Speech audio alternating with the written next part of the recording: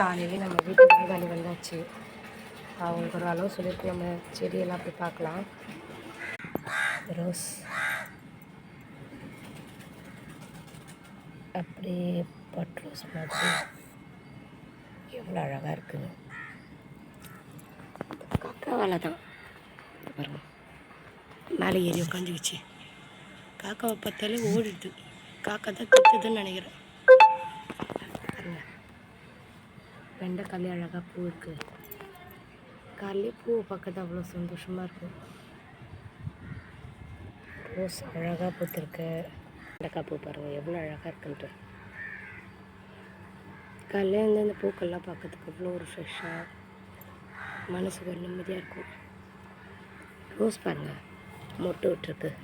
மொட்டு உடஞ்சோடனே நான் ரொம்ப வருத்தப்பட்டேன். வாங்கினப்போ எல்லா மொட்டு பூ எல்லாமே உடஞ்சிச்சு.